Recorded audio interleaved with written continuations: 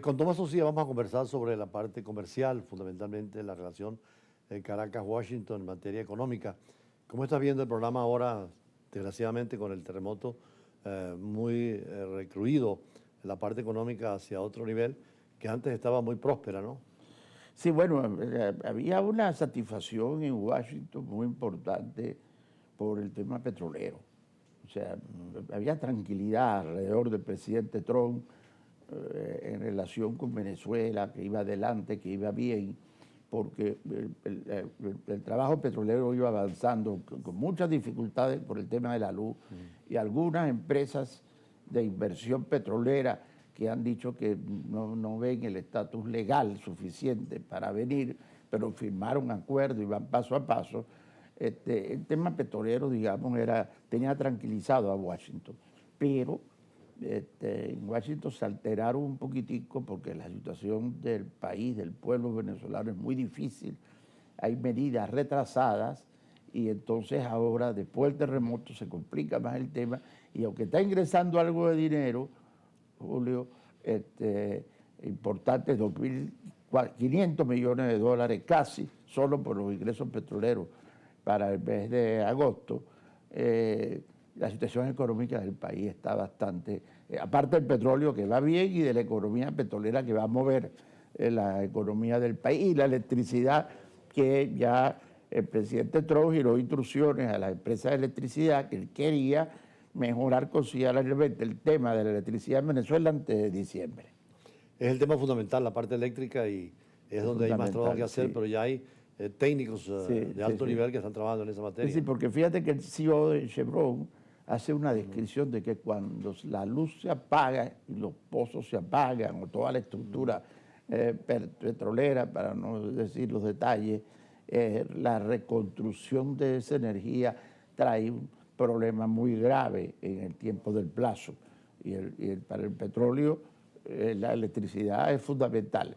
Yo diría que estamos a un 40% o un 30% de lo que puede producir Venezuela de petróleo. Fíjate que no vamos a llegar a las metas de diciembre, que se pensaban llegar a 2.500.000 por el tema de la electricidad. Ahora la relación directa política se ha ido profundizando, pero todavía hay muchas interrogantes, ¿no? Sí, porque los inversionistas petroleros, sobre todo, empezaron con sus dudas. El presidente Trump le dijo que su aval era... Él colocaba su aval por Venezuela, que Venezuela él la estaba manejando, que se iba a modificar las leyes y que iba a ser un gran negocio Venezuela para las empresas petroleras. Los 19 que tuvieron en la Casa Blanca hablando con él, hay un grupo de 10 que no ven las condiciones de legalidad todavía suficientes. Eso motivó la reglamentación de la ley de minas, que lo hizo la presidenta encargada, pero las regalías y los impuestos siguen siendo altos, dicen.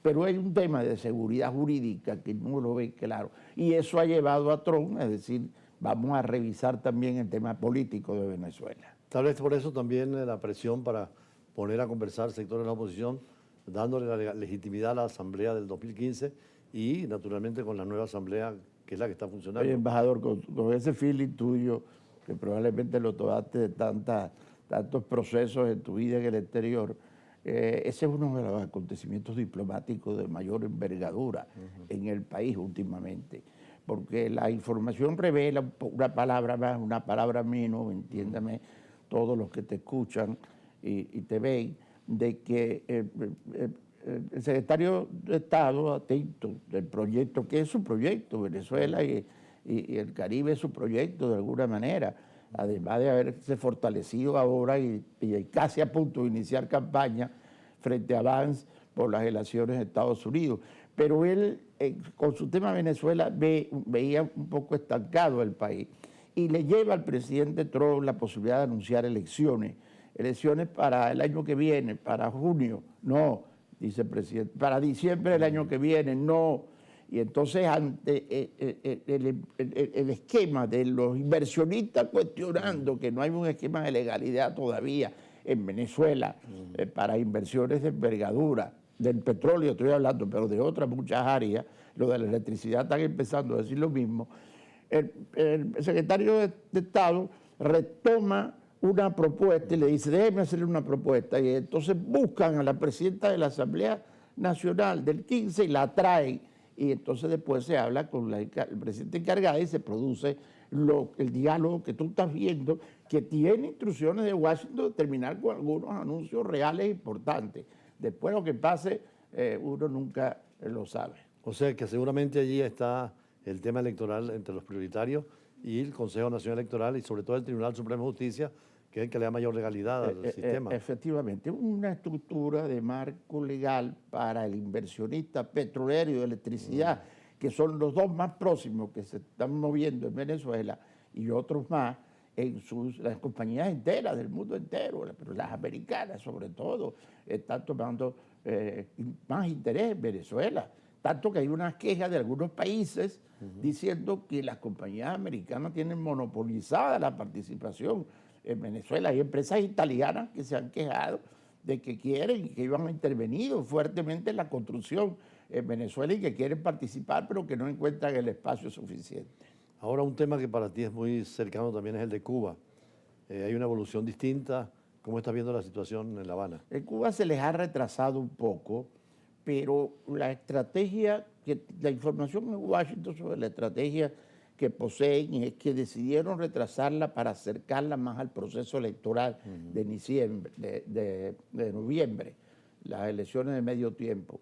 O sea, que en el mes de septiembre, específicamente, deben haber unas acciones más fuertes con Cuba para tomar ese votaje, esos votos cubano-americanos e incluso latinos que se encuentran en el área de Florida y otros estados donde llegue a ser una votación importante, sobre todo para los alcaldes, pero que va a intervenir en las elecciones de senadores y representantes. O sea que aunque se diga que ya Cuba recibió una serie de planteamientos y lo aceptó para modificaciones importantes que van a tardar, la rapidez del tema cubano se va a acelerar en septiembre.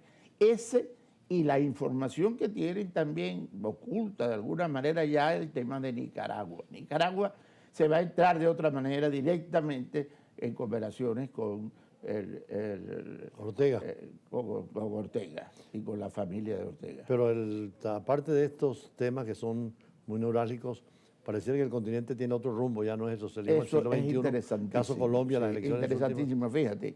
Lo que está pasando, lo que ellos montaron, el escudo de las Américas, el llamado escudo de las Américas, con los presidentes de pro Estados Unidos, y además de eso el marco de seguridad, de evitar que China se acerque en inversiones, Rusia y otros países, pero sobre todo China, y alejar a Irán y otros del área y los temas de terrorismo. Ellos crearon todo un marco de influencia. Empieza por México. México no es la misma. No. México tiene drones y tiene una investigación y tiene gobernadores acusados. Tiene la presencia permanente y la presión de Estados Unidos. Si bajamos, tienes el caso, por supuesto, de Cuba, tienes el caso de Panamá del Canal, donde ha habido una influencia en Centroamérica y en las islas del Caribe, incluyendo República Dominicana. Si bajas después del 3 de enero, tienes los hechos ocurridos en Ecuador, ¿no? Que está interviniendo fuerzas militares, aportando aporte para la lucha contra el terrorismo. Perú, recientemente, ¿no? Colombia, por supuesto, teniendo ya Argentina, Bolivia. Uruguay, Bolivia, que vino después. Y ahora el rumor alrededor del presidente Trump es que tiene la mira puesta en Brasil. Las relaciones con Lula se deterioraron profundamente en el último mes. Lula decidió enfrentar al presidente Trump pensando que se va a debilitar en noviembre y el presidente Trump decidió enfrentarlo y hacer un cambio de gobierno y apoyar lo que sea un cambio de gobierno allá. Es un interrogante que va a quedar por una próxima entrevista porque se nos acaba el tiempo. Que tenemos. Y ahora las relaciones con Venezuela, específicamente con Estados Unidos, se han fortalecido extraordinariamente. No, y en la vía de la democratización mayor y la legitimidad de poderes va a ser mucho más clara la relación. Va a ser la pregunta, sí. Pero el socio estratégico mayoritario, como yo lo llamo, que es Estados Unidos, de Venezuela, ha venido tomando posesión de más relaciones con Venezuela y Venezuela también interviniendo con su socio estratégico mayoritario, que es Estados Unidos. Así que Estados Unidos lo tenemos en Venezuela como el aliado más importante. Bueno, desde hace mucho tiempo tú preveías todas estas cosas que iban a pasar y se han ido. Bueno, acuérdate que tú me ayudas a hacer ese informe que llega a tantos lugares. Hay que mandarlo a la embajada y ya al un número de consulado. 20 embajadores con todos esos datos importantes que tú tienes. Bueno, muchísimas gracias. Nosotros seguimos con otros entrevistados. Tomás Socias siempre es una unidad especial para la parte económica y sobre todo las relaciones con Estados Unidos, que son fundamentales hoy para Venezuela. Así que vamos al corte y seguimos con otros invitados. Por cierto, desde otro continente.